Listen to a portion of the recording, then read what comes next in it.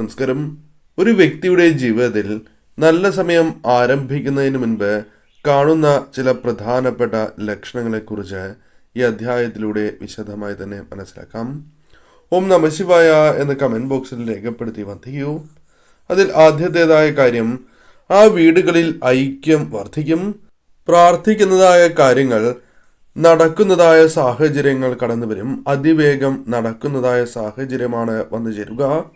ക്ഷേത്രത്തിൽ നിന്നും ദർശനം കഴിഞ്ഞ് മടങ്ങി വരുന്നതായ അവസരത്തിൽ ആലിലയോ പുഷ്പങ്ങളോ ദേഹത്തേക്ക് പൊഴിഞ്ഞു വീഴുന്നതും ശുഭലക്ഷണമാണ്.